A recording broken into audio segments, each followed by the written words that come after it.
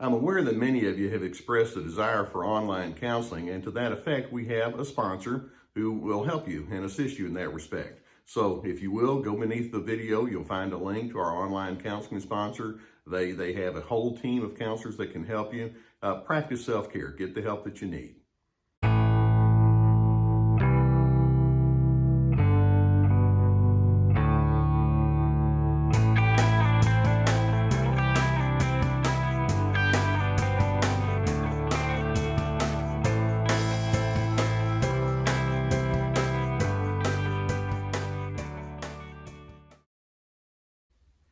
In my many years of counseling people, particularly through their constraints and difficulties on an interpersonal level, I try to keep my expectations with them as realistic as possible.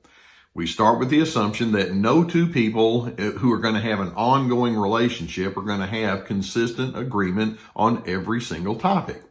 There are just going to be times when you have a different opinion or preference or desire, or the timing doesn't work out, things of that nature. And we're talking about whether it's inside the home or at the place of business, elsewhere. In healthy relationships, what we do is we sit down and talk. I know that you have a thought and a preference that's not the same as mine. Tell me what's going on there, and then I'll share with you my thoughts and preferences and feelings, and then we can try to figure out how to come to a middle ground. That's what healthy people do. Now, when I look at something like that, my immediate response internally is, how hard is that? Well, apparently, it's very difficult for some individuals to just simply have that engaging, pleasant, affirming style of saying, let's discuss our differences. They can't do it. There are some individuals, we can say that they've kind of mastered the art, if you will, of invalidation. When they hear that you are not on the same page as them and they sense that you have a different need or feeling or preference, they go straight into the mindset that says there's something wrong about you and it's my job to explain to you why you're so wrong, and they just can't stop themselves. How many times have you discussed your differences, and instead of having that healthy exchange, you're met with an insult, something to the effect of, how stupid can you be? Or it may be that that person just shows bland disinterest, like, I don't even care.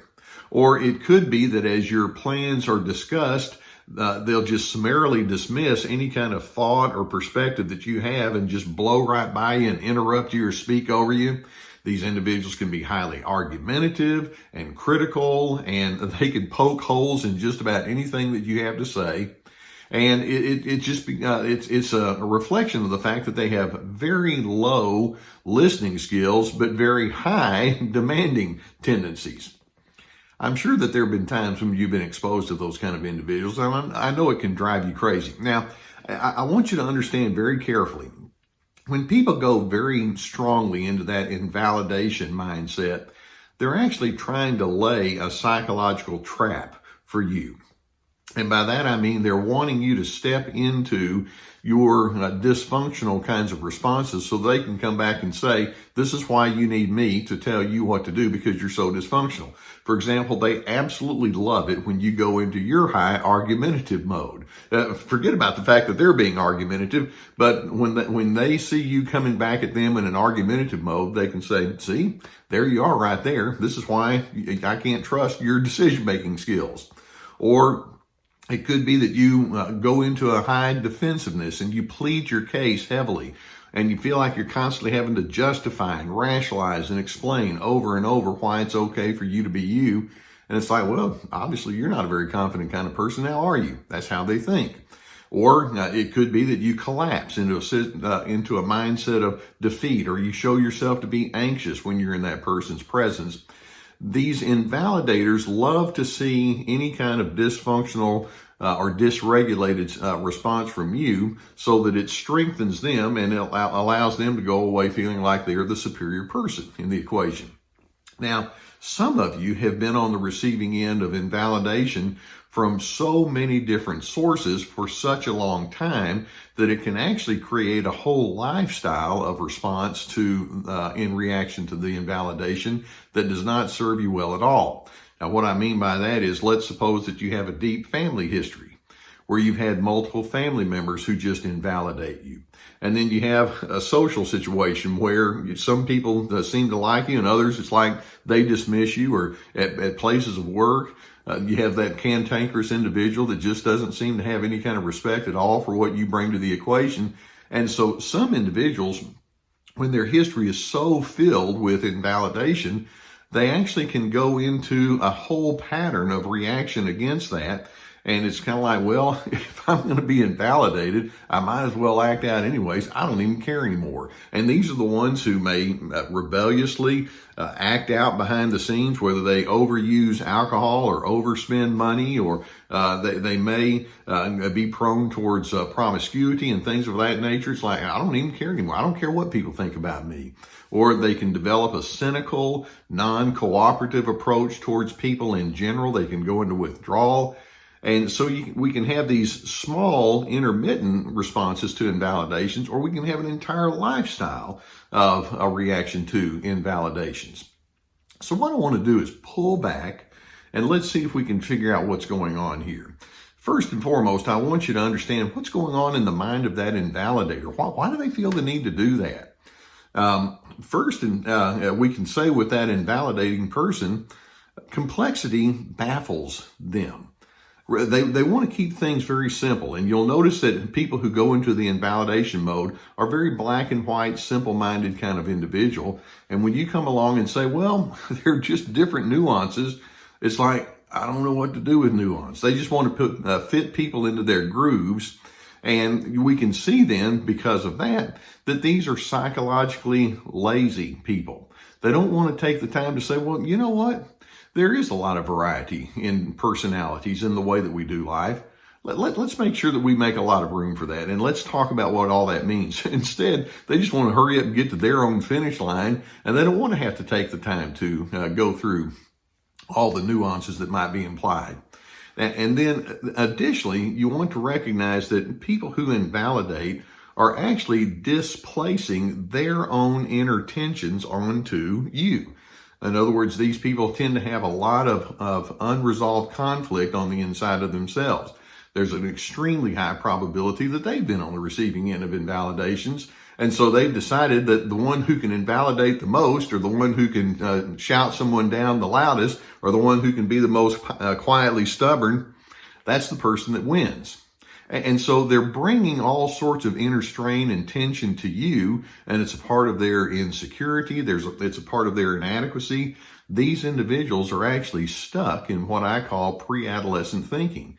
They've not really learned how to zero in on healthy values and principles and standards that will guide them. They may be able to intellectualize about it, but ultimately it doesn't really carry them very far.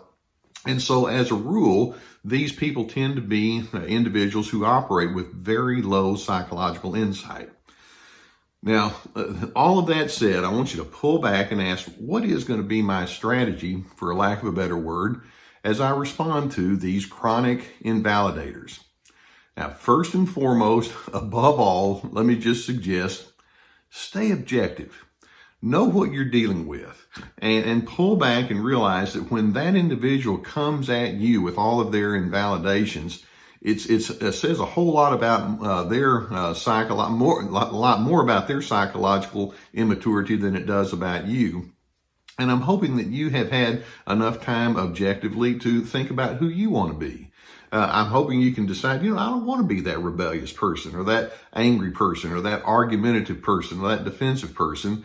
And so as you objectively realize who they are, and you see that they're carrying their stuff, but you also compare it to who you want to be, then that gives you a good starting point. And then in addition to that, you might even go so far as to illustrate to that invalidator, I'm willing to listen to you. It doesn't mean you have to agree with them, but through your words and through your mood, I'm hoping you can let it be known, if you feel the need to invalidate, that doesn't threaten me.